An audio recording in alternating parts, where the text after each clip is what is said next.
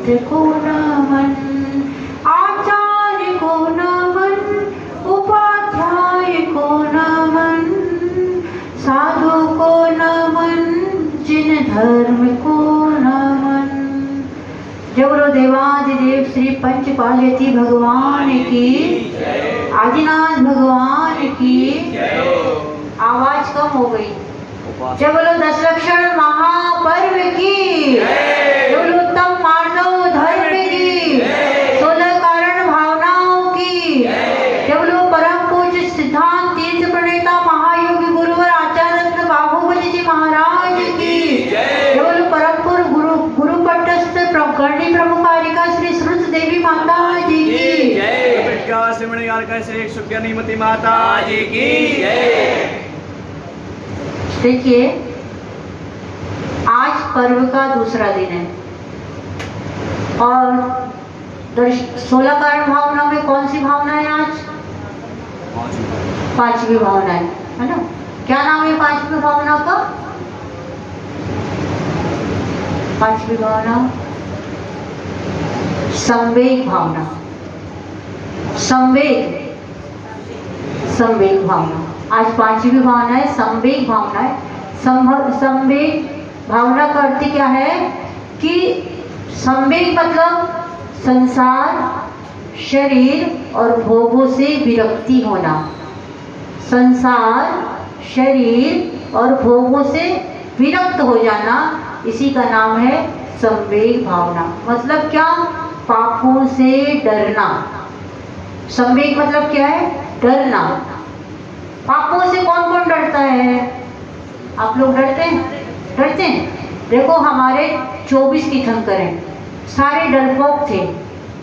24 तीर्थंकर सारे डरपोक थे। और जितने आचार्य अभी हुए हैं, आचार्य बाहुबली महाराज जी तक और भी जो आचार्य हैं, सारे डरपोक थे। क्यों? क्योंकि वो संसार से डर गए, भोगों से डर गए, शरीर से विरक्ति हो गई उनको। इसलिए उन्होंने क्या कर लिया? वेश दिगंबर दिगंबर वेश को धारण कर लिया। और आप लोग अभी कितने निडर हैं कि अभी बड़े आराम से निडर होकर के संसार में फंसे। क्या करें माता जी, बाल बच्चों में पूरा समय चला जाता है ना? बाल और बच्चों में। अगर अभी आप पुरुषार्थ करोगे तो आप देव प्रयाग में चलो जाओगे, वो एक स्टेशन है, वहां भी नहीं रुकना है। हम चारों गतियों से तो देव गति अच्छी है कि वहां पर हमको साक्षात क्या मिलेगा? जिनेंद्र भगवान की आकृति वंदना करने मिलेगी। और वहां भी एक स्टेशन रुकना है, जितने दिन उतने धर्म की आराधना होगी, स्वाध्याय होगा। 33 सागर तक स्वर्गों में स्वाध्याय करते हैं देवगण। कौन सा है वो 33 सागर वाला? सर्वार सिद्धि नाम का जो अनुत्तर है। 33 सागर पूरा का पूरा जीवन अपना उसी में लगा देते, स्वाध्याय के अलावा कुछ नहीं करते और एक चीज को दोबारा कभी नहीं पढ़ते। इतना हमारी जिनवाणी अगाध है कि दोबारा वो पढ़ते नहीं है, जो पढ़ेंगे उसको दोबारा नहीं पढ़ते। ऐसा नया नया ज्ञान वो प्राप्त करते हैं, परंतु उस भव से उन्हें मोक्ष नहीं है। क्यों? क्योंकि वहां पर संयम धारण नहीं कर सकते। संयम धारण करेंगे तो कहाँ करेंगे? मात्र कर्म भूमि में। मात्र कर्म भूमि। कर्म भूमि कितनी है बताइए? आप रोज महाआर्घ्य चढ़ाते हैं, सब लोग चढ़ाते हैं महाआर्घ्य। पढ़ने जल्दी जल्दी। 5 भरत, 5 ऐरावत, 5 विदेह, 15 हो गए ना? 15 कर्म भूमि है। 15 कर्म भूमि है। और अगर विस्तार से लें तो 170 कर्म भूमि है, क्योंकि 5 भरत के हो गए, 5 ऐरावत के हो गए और विदेह क्षेत्र में 60 नगर हैं। तो विदेह क्षेत्र के अगर अलग अलग करें तो 160 वहाँ के, 5 ये और 5 ऐरावत, 5 भरत, ऐसे 170 कर्म भूमि है, जहाँ से एक ही समय में 170 तीर्थंकर हुए थे। एक समय ऐसा आया था 170 तीर्थंकर एक साथ उत्पन्न हुए थे, पूरे 5 भरत में, 5 विदेह में और 5 160 विदेह क्षेत्र में। तो कौन सा तीर्थंकर थे जिनके समय में 170 तीर्थंकर एक साथ उनका समोषण लगा था? अजितनाथ भगवान दूसरे नंबर के अजितनाथ भगवान के समय में 170 तीर्थंकर का एक साथ, कितनी भव्यता होगी, वो भूमि कितनी पवित्र हो गई होगी कि 170 तीर्थंकरों का एक साथ दर्शन, कितना भव्य जीव होगा जो उस समय उत्पन्न होंगे। तो ऐसे कर्म भूमि से ही क्या होता है, संयम धारण करके बाद में क्या कर लेते हैं, मोक्ष को प्राप्त करते हैं। तो हमारे आचार्य श्री बाहुबली महाराज जी का जन्म हुआ था भरी सर्दियों में। कौन सा दिन है वो बताओ, कौन सी तारीख है? 16 दिसंबर 1932। तो दिसंबर का महीना कैसा होता है, उस समय ठंडी कैसी होती है, थर थर थर कांपता रहता है दिसंबर भी, उस ठंडी के कारण थर थर कांपता रहता है दिसंबर। लेकिन उस दिसंबर को भी हरा दिया किसने, उस तप धार के आचार्य श्री बाहुबली महाराज जी ने उस दिसंबर को भी हरा दिया। क्यों? धर करके भेष दिगंबर। ऐसे ठंड में जन्म हुआ जिनका, ऐसे आचार्य श्री बाहुबली महाराज जी ने उस अवस्था को धारण कर लिया कि जिसको देख करके दिसंबर भी थर थर कांपता है, ऐसा वो भेष है दिगंबर। ऐसे भेष दिगंबरधारी सारे संतों को, आचार्य श्री बाहुबली महाराज जी को और हमारी माता जी श्रुत देवी माता जी को जो प्रयास करी, और वो भी संसार शरीर और भोगों से विरक्त हो गई, और शरीर उनका इतना कमजोर हो गया था माता जी का अंत समय तक, लेकिन अपने परिणामों में बिल्कुल भी नहीं डगमगाई। वो भक्तांबर पढ़ती थी, और कहाँ पूछा माता जी आप कहाँ थी, तो कहती मैं कैलाश पर्वत पे थी, और वहां पर आदिनाथ भगवान के बहुत बड़े चरण दिखाई दिए, और उन चरणों में बैठकर मैंने भक्तांगर जी पढ़ा। कौन पढ़ता है ऐसे बताओ, इतनी कमजोर अवस्था, इतनी कमजोरी में, लेकिन कभी कमजोरी नहीं दिखाई, ऐसी दृढ़ता रखी, और हम लोगों की आंखों में भी कभी आंसू नहीं आने दिए। ये नहीं बोली कि मैं बीमार हूं या मैं कमजोर हो गई, मैं कमजोर नहीं हूं, मेरा शरीर कमजोर हो गया, लेकिन मेरी आत्मा बड़ी बलवान है, ऐसे करके वो हम लोगों को संबोधती थी। तो ऐसे बड़े महात्यागी भी क्या करते हैं, संसार शरीर भोगों से विरक्त होकर के संयम धारण करके सिद्ध व्रत को प्राप्त कर लेते हैं। तो आज संवेग भावना के दिन आपको काय से विरक्त होना है? कौन कौन विरक्त होगा पांचों पापों से? सभी को होना है ना। तो अणुव्रती बन जाओ। अणुव्रती जो बन गया वो पांचों पापों से विरक्त हो जाता है और धीरे धीरे मोक्ष मार्ग में चलने लगता है।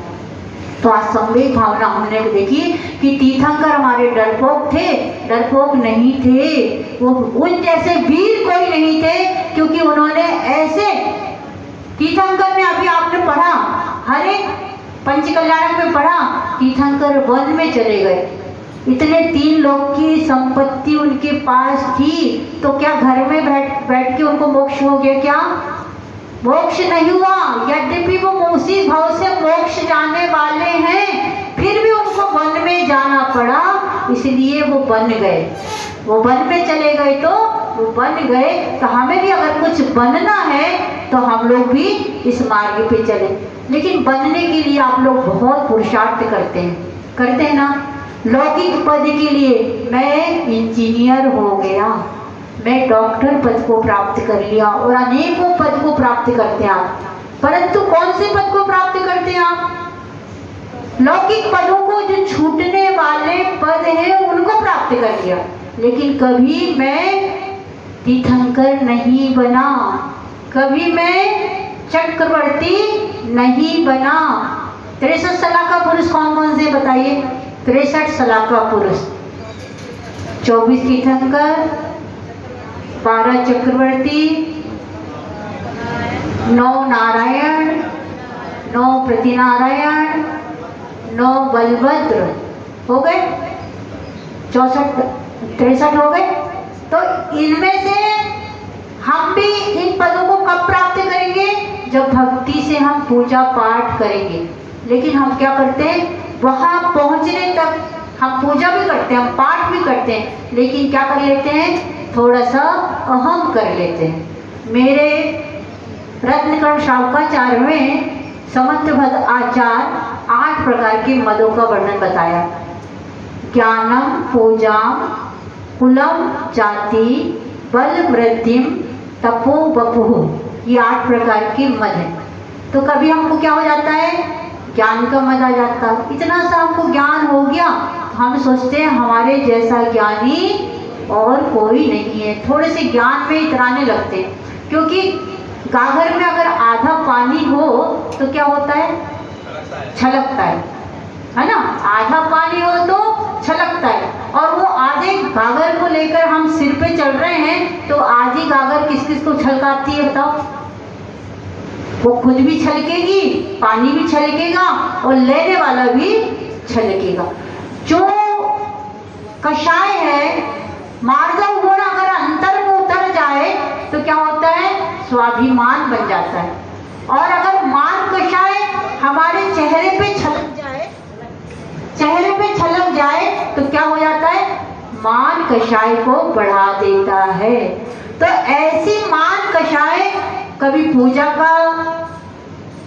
का गर्व करके हमने मान किया, कभी दान देने में मान किया, कभी वैभव पाकर के मान किया, कभी तप, मेरे जैसा तप करने वाला दुनिया में कोई नहीं है, इस रूप से किया, कभी बल का तप किया। परंतु जितने लोगों ने मान किया, जैसे हमारे रावण, क्या थे रावण बताओ, 63 सलाका पुरुषों में कौन से पद के धारी थे वो, क्या थे हमारे रावण, प्रतिनारायण थे। कितने खंड के अधिपति थे, कितने खंड के अधिपति थे, 3 खंड के अधिपति थे। रावण 3 खंड के अधिपति थे, और रावण ऐसे सामान्य नहीं थे, मोक्षगामी जीव है। जितने भी 63 सलाका पुरुष हैं वो आज नहीं गए मोक्ष को तो कल जाएंगे, कल नहीं गए तो परसों जाएंगे, पर कभी ना कभी वो मोक्ष प्राप्त करके ही रहते हैं 63 सलाका पुरुष। ऐसे हमारे रावण थे जिन्होंने शांतिनाथ भगवान की भक्ति करी थी। शांतिनाथ भगवान की भक्ति करी थी, कैसी करी थी, हाथ में वीणा लेकर के। आप जैसे सोए से रहते हैं ना, खोए से रहते हैं, ऐसी भक्ति थोड़ी होती है। अरे भगवान की भक्ति करने वाला तो इतना आनंदित होता है, इतना आनंदित होता है, उसके मुख पे प्रसन्नता रहती है। मरे करोगे तो मरा ही मरा मिलता है, वैसे ही वो मिलते हैं। और खुश होकर के भगवान की भक्ति, भगवान का चेहरा देखो कितना खुश रहता है, एकदम प्रसन्न रहता है भगवान का। गुरु का चेहरा देखो, माता जी का चेहरा कितना प्रसन्न रहता है। ऐसी भावना से भक्ति करो। तो रावण ने ऐसी भक्ति करी थी शांतिनाथ भगवान के, तो रावण को क्या प्राप्त हो गया था बताओ, उनकी भक्ति करते करते वीणा का तार टूट गया था। तो क्या कर दिया था उन्होंने, अपने नस को निकाल करके उस तार से जोड़ दिया था, लेकिन भक्ति खत्म नहीं करी, भक्ति समाप्त नहीं की। ऐसे मग्न होकर भक्ति कर रहे थे, उस समय उनको 60,000 विद्या प्राप्त हो गई थी। कितनी, 60,000 विद्या प्राप्त हो गई थी। और तीर्थंकर प्रकृति का बंध हो गया था। तीर्थंकर प्रकृति का, यद्यपि नारायण और प्रतिनारायण नियम से नरक में ही जाते हैं, फिर भी उन्होंने भगवान की भक्ति करके तीर्थंकर प्रकृति का बंध कर लिया। और अब आने वाली 24वीं में रावण आएंगे हमारे भविष्य काल के तीर्थंकर बन के। आज उनको आप अर्घ्य चढ़ा रहे हैं कि नहीं चढ़ा रहे हैं? कहाँ पर है रावण अभी, कौन से नरक में, 3रे नरक में। क्योंकि क्षयोपम सम्यक दर्शन को प्राप्त करके उन्होंने तीर्थंकर प्रकृति का बंद किया, तो क्षयोपम सम्यक दृष्टि 3रे नरक तक जा सकता है, और क्षायिक सम्यक दृष्टि पहले नरक तक ही जाता है। तो हमारे पहले तीर्थंकर कौन होंगे आने वाली भूतकाल भविष्य काल की 24वीं में? श्रेणिक राजा, वो हमारे प्रथम तीर्थंकर होंगे, क्षायिक सम्यक दृष्टि होंगे, और अगली 24वीं में प्रथम तीर्थंकर होंगे। उनका नाम क्या होगा? श्री महापद्म। तो ऐसे जो अभी नरक में है, नरक आयु पहले बंध गई, उसके बाद तीर्थंकर प्रकृति का बंद किया, इसलिए नरक में जाना पड़ा। तो वहां से आकर के वो पुरुषार्थ करके यहाँ पर सम्यक्त को धारण करेंगे और संयम को धारण करके मोक्ष में जाएंगे। तो रावण देखो भक्ति तो बहुत करी, लेकिन क्या हो गया, क्यों नरक में चले गए? एक मान कषाय थी, कौरव भी कंस भी सारा जो है एक मान कषाय के कारण नरकों में उनको जाना पड़ा। तो आपके पास है कि नहीं मान कषाय? है? कितनी है? कितनी है? थोड़ी सी है। कह रहे हैं माता जी अब थोड़ी सी बची हमारी, मतलब अब वही कषाय संयम धारण कर लेंगे तो थोड़ी सी बचेगी।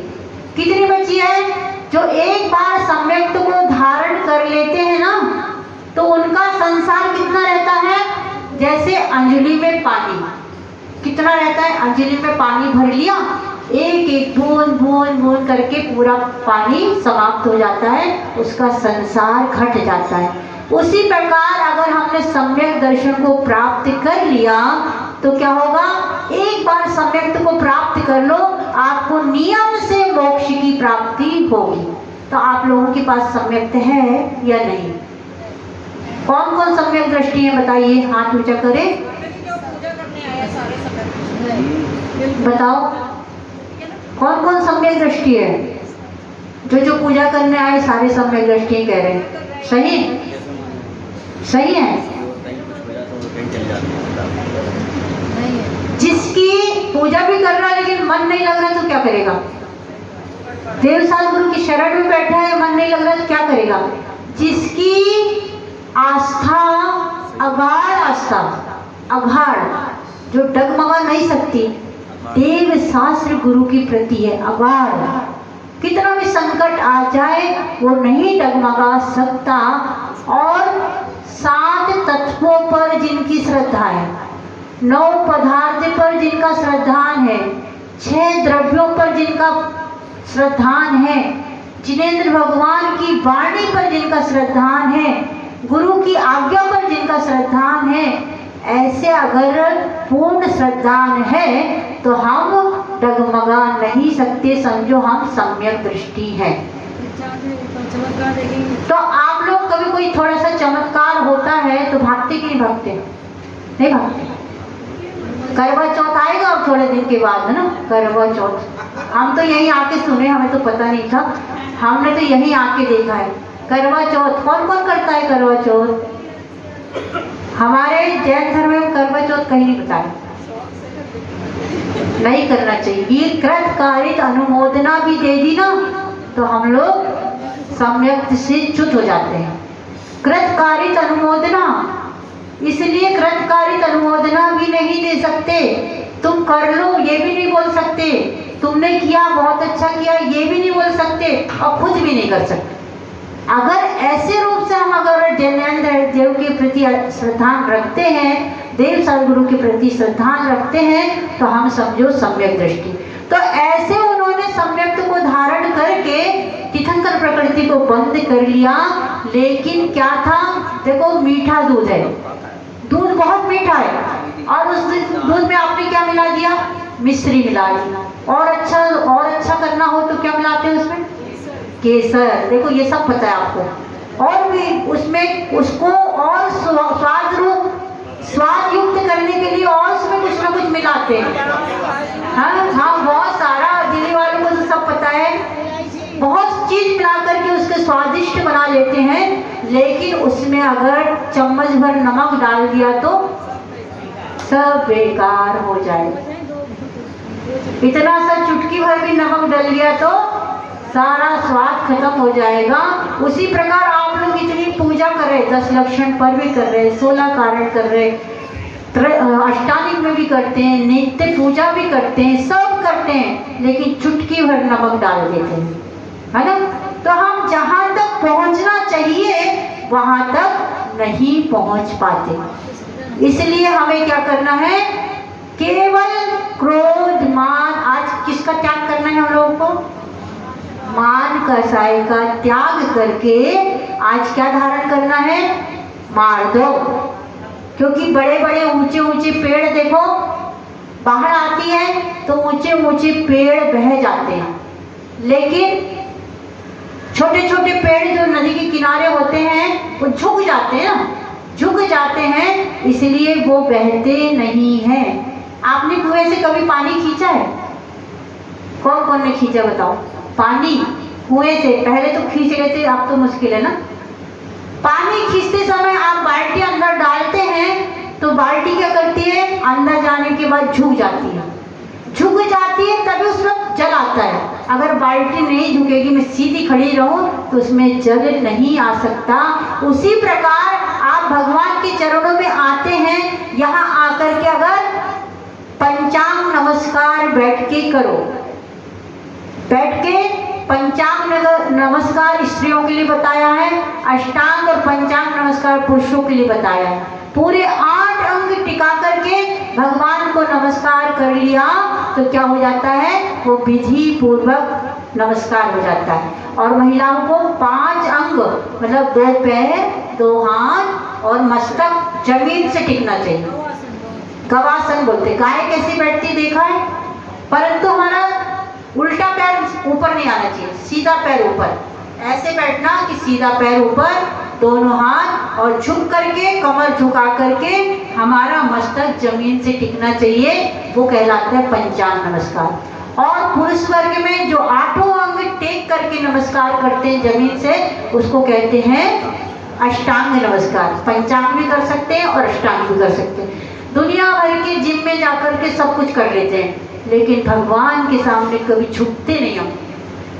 आप भगवान के सामने, गुरु के सामने झुकते नहीं हैं, इसलिए तो शरीरों में बाधा आती है और वो कमर भी नहीं झुकती, हाथ भी नहीं चलते, पैर भी नहीं चलते, घुटने में दर्द हो जाता है, दुनिया के रोग हो जाते हैं। इसलिए उनको ठीक करने के लिए फिर दुनिया में घूमते रहते हैं, ये जिम जाओ, वो जाओ, वो जाओ, कहाँ दुनिया भर में बाग में बगीचे में घूम लोगे, लेकिन वही पैदल यहाँ तक आ जाए वो नहीं होता है ना। बाग बगीचे में डॉक्टर ने बोला 5 किलोमीटर की क्या करना है? दौड़ना है, करना है, वॉक करना है, तो जाते हैं। परंतु वही मंदिर तक आ जाए तो आपको कुछ भी नहीं करना पड़ेगा, वैसे ही आपका शरीर स्वस्थ हो। और जब भगवान के चरण जिसने छू लिया तो उसका आचरण अपने आप शुद्ध हो जाता है, उसकी कषाएं अपने आप घटती रहती है। भगवान के गुरु के चरण ही क्यों छूते हो? उनका मस्तक, उनके और भी हाथ पैर ऐसे क्यों नहीं छूते? चरण ही क्यों छूते हैं? हाँ, विनय, विनय। और एक चरण कैसे हैं? आचरण के द्योतक हैं। भगवान के गुरु के चरण, उन्होंने जीवन भर जो तपस्या की है इन्हीं पैरों से की है, इन्हीं पैरों से चल करके वन में गए, वहां तपस्या की भगवान ने, और वो तप के कुंदन बन गए। गुरु ने इसी चरणों से चढ़ करके, इन्हीं पैरों से चल करके भगवान की वंदना की, और सिद्ध क्षेत्र, अतिशय क्षेत्र और कौन से तीर्थ क्षेत्रों की वंदना की। उससे क्या हो गए? उनके चरण आचरण से तपमान हो गए और वो चरण हमारे पूजने योग्य हो गए। और जब भी देखो भगवान को मोक्ष होता है तो वहाँ चरण चिन्ह ही उछलते हैं और कोई शरीर का अंग नहीं उछलता। जिस स्थान पे भगवान मोक्ष जाते हैं वहाँ चरण चिन्ह ही उछलते हैं, और सौधर्म इंद्र आकर के उन चरणों की पूजा करता है और वहाँ वज्र से नंदावर्त स्वास्तिक बना देता है, नंद्यावर्त स्वास्तिक बनाता है कि यहाँ पर कैसे हो गए? ये भूमि पवित्र हो गई। तो ऐसे सौधर्म इंद्र जो इतना वैभव का स्वामी है, वो सौधर्म इंद्र भगवान की सेवा करता है, तो उससे ज्यादा वैभव तो आपके पास नहीं होगा ना, कि है कि जिस पे आप हम आकर सके, मान कर सके, इतना वैभव हमारे पास नहीं है। तो वो बृहस्पति भी आकर भगवान की सेवा करता है, तो हम तो तुच्छ हैं, पर मनुष्य पर्याय हमारे पास श्रेष्ठ है। वो दीक्षा महोत्सव में भगवान की पालकी नहीं उठा पाता, इंद्रगण भगवान की पालकी नहीं उठा पाते, क्यों? संयमी नहीं है। आप मनुष्य, संयमी होने की ताकत है, भले ही आप संयम धारण नहीं करो, वो बात अलग है, लेकिन संयमी बनने की ताकत मनुष्यों में है। तो मनुष्य ही 7 पग पालकी को ले जाते हैं, उसके बाद देवगण उठा करके आकाश मार्ग से उनको वन में ले जा लेते हैं। तो ऐसी संयमित होने की ताकत आप में है। तो आज मान कषाय का त्याग करके हमें क्या करना है, अपने जीवन को सार्थक बनाना है। क्योंकि कहते हैं मानव जीवन इस दुनिया में श्रेष्ठ से श्रेष्ठ बना, मानव जीवन इस दुनिया में श्रेष्ठ से श्रेष्ठ बना। सोने की लंका थी जिनकी पल में हो गई राख, पल में हो गई राख।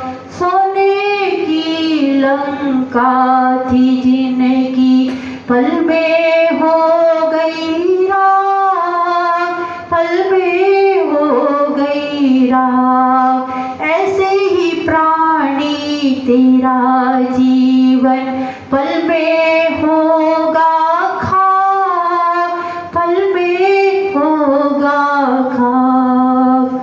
पल भर में खाक होने वाला जीवन ये समाप्त होने वाला है। इसलिए आयु का कोई भरोसा नहीं है। आजकल वो दिन भी नहीं है कि 100 साल तक जीनेंगे फिर मरेंगे, कुछ नहीं रहेगा। आज छोटा बच्चा है तो क्या, और बड़ा है तो क्या, बीच के हैं तो क्या, कब किसके सामने मौत आके खींच के ले जाए पता नहीं। इसलिए हमें मान कषाय को हटाकर, कल क्रोध का त्याग कर दिया, अब दोबारा ग्रहण नहीं करना। आज मान का त्याग करेंगे, उसको दोबारा ग्रहण नहीं करना। उत्तम मार्ग और धर्म को अपने अंतरंग में बिठा करके हमें अपने जीवन को सार्थक बनाना है। यही आज का उपदेश है। जब लोग गुरुवर आचार्य रत्न बाहुबली जी महाराज की, गण्य हरिका पूज्य श्री श्रुत देवी माता जी की जय।